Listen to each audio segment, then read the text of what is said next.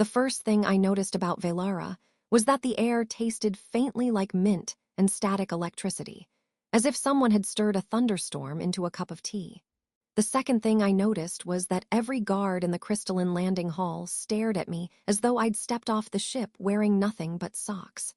I definitely wasn't, though considering how much my uniform itched, the idea was becoming tempting.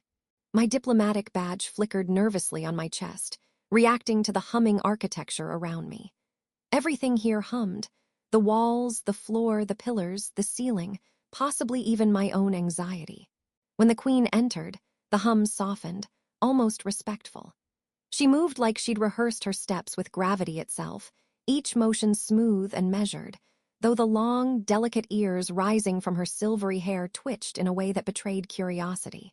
She looked human enough that my brain tried to place her, somewhere between a myth, a mistake, and a miracle. Her gaze rested on me with an intensity that made me wish I'd practiced standing still in a mirror. I attempted a polite bow. Unfortunately, the floor shifted gently under me, the way all Valeran structures did, breathing like living things. I wobbled. She noticed. Her lips pressed together in what was either concern or secretly stifled laughter.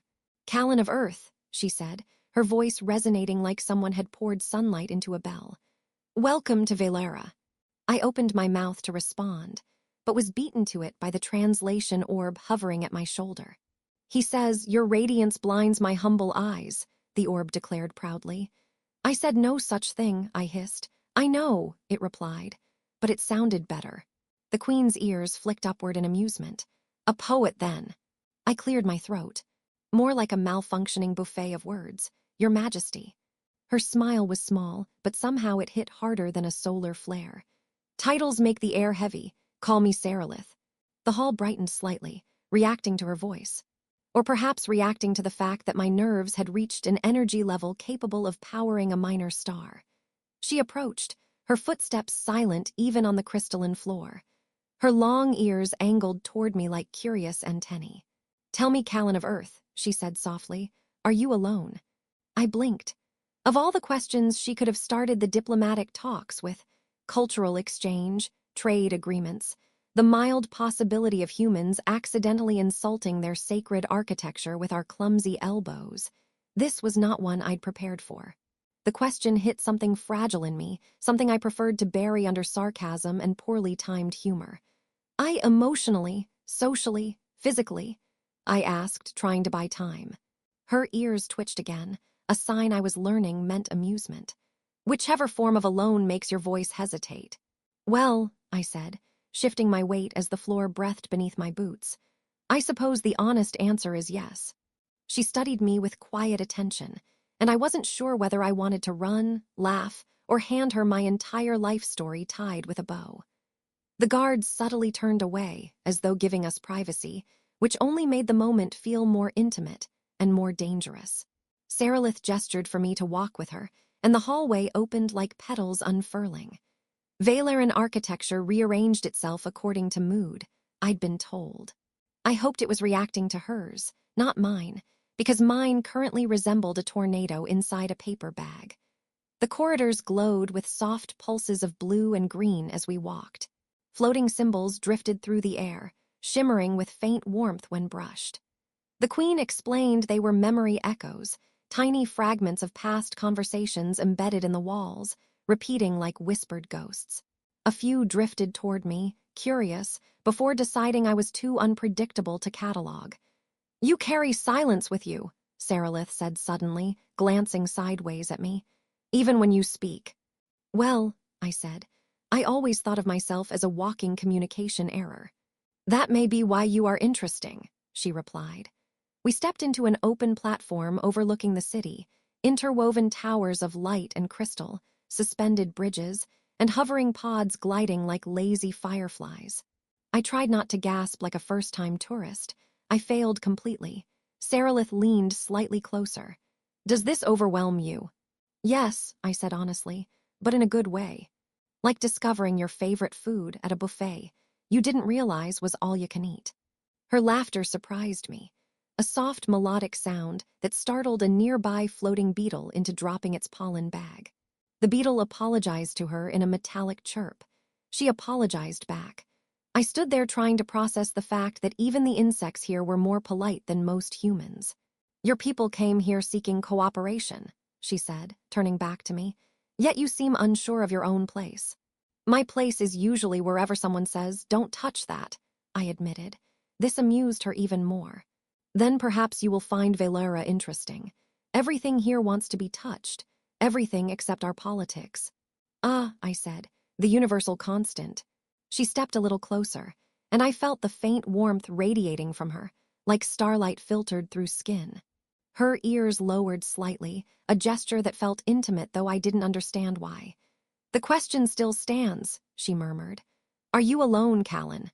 I swallowed. "Maybe," I said, "but it seems harder to feel that way here." Her gaze softened, deep, shimmering, curious. The hum of the platform shifted around us like a sigh. "Good," she said. "Then perhaps this is the beginning of something neither of our worlds expected." And despite the trembling floor and the diplomatic disaster I was sure I'd cause before breakfast, a small part of me hoped she was right.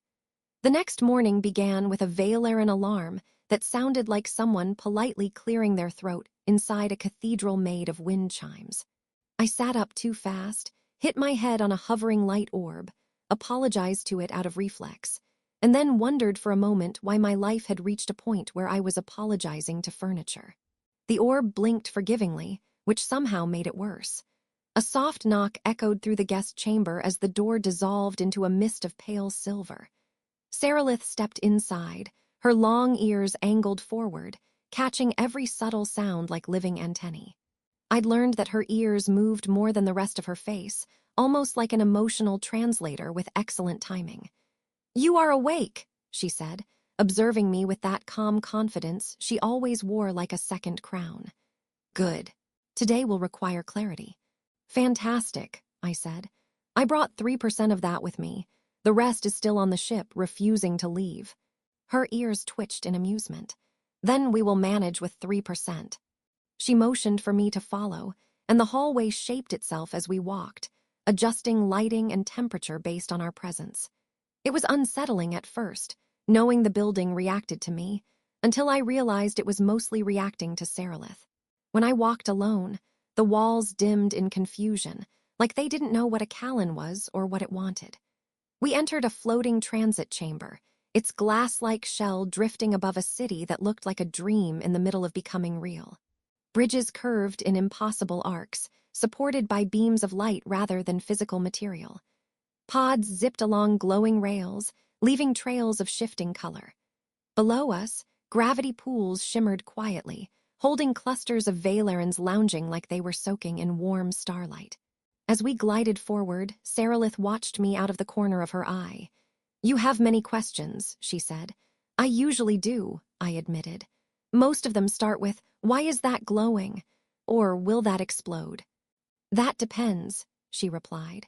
"Are you referring to the star beetles or the memory blossoms?" "Both."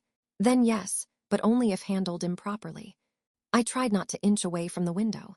She continued, "You will see more today than yesterday. Our culture thrives on transparency, except when hiding things is more politically useful." "I'm familiar with that concept," I said. "Humans call it diplomacy." Her ears dipped playfully. "Then you will understand the Valeran Council. They have requested a private meeting with you." I froze. Private, as in me alone without you. They believe an unbiased human perspective is necessary. And they believe you, specifically, are difficult to manipulate. Her tone suggested this was a compliment, though possibly not for the reasons I hoped. The transit chamber slowed as we approached a platform shaped like an open spiral. Valerans stood waiting, tall, elegant figures with long ears adorned in crystalline bands that shimmered with shifting colors based on their moods. Mine would probably be flickering like a broken sign. Before we reached them, Saralith turned to me. Her expression softened, the kind of softness that could make a person forget how to breathe. "If they trouble you, speak honestly. They value truth more than strategy." "I can do truth," I said. "Strategy is where I start sweating." "Then sweat proudly," she replied. The door opened, and I stepped forward alone. The council chamber was circular, its walls layered with drifting symbols that pulsed like slow heartbeat rhythms. The council members watched me with interest, suspicion, and hunger. No, curiosity, hopefully curiosity. Nobody seemed ready to eat me. Yet. "Callan of Earth," one counselor said, "we wish to understand your species more deeply." "That makes two of us," I muttered before correcting myself. "I mean, yes, I'm happy to answer." They questioned me about human loyalty structures, emotional resilience, individualism, adaptability. At one point, they asked why humans laughed when frightened. I answered honestly. Because the alternative is screaming, and sometimes screaming is inconvenient. Surprisingly, they accepted that. But when one of them leaned forward and lowered their voice, the tone shifted. "Do you believe the Queen's interest in you clouds your judgment?" I choked on absolutely nothing. Interest? What interest? I thought she was just curious about humans. The counselor's ears angled downward in disbelief. "Her ears are never still around you. That is not curiosity." My face reacted before my brain could. A full solar flare blush. "Well, I mean, that's I'm not." The council murmured among themselves, leaving me standing there questioning every life choice that led to this moment. When they dismissed me, I nearly ran out. Sarilith waited outside. "You survived," she said gently. "Barely," I replied. "Also, apparently your ears have been doing things." Her ears perked. My ears always do things. "Yes, well, apparently those things mean things." She blinked, caught off guard, then laughed, a warm, shimmering sound that wrapped around me like soft light. "Perhaps they do." We walked back to the transit chamber in silence that wasn't uncomfortable, just full. Full of questions I wasn't ready to ask. Full of answers she wasn't ready to give. And full of something else too, something new, humming beneath the surface like a charged crystal waiting for the right touch. The alarms didn't so much blare as melodically panic, ringing through the Valeran skyline like a choir that had just discovered fire. I ran after Sarilith across a skypath that was definitely too narrow and definitely too high for my liking. Beneath us, the city spiraled downward into layers of crystalline streets and floating gardens. Above us, saboteurs on hover discs darted between towers, their silhouettes flashing against the twin suns like angry insects with dramatic timing. "This is fine," I shouted, which was a lie. Sarilith glanced back, long ears flattened against the wind. "You are breathing very loudly." "That's because my survival instincts are filing a formal complaint." She reached for my wrist and pulled me forward just as a blast of kinetic energy shattered part of the path behind us. The shards dissolved midair, reforming into harmless particles, but still, I screamed. Politely. The kind of scream you do when you want people to know you're scared, but not rude. We reached an intersection where multiple sky paths crossed like glowing threads. Sarilith held up her hand. Moments later, two Valeran guards descended on gravity skimmers. "The conspirators are headed toward the central spire," one said. "Trying to disrupt the interspecies accords," Sarilith murmured. "Predictable." "They could have just sent an email," I muttered. She ignored that, pulling me onto one of the skimmers. The platform was small, floating, and deeply disrespectful to gravity. I grabbed the railing.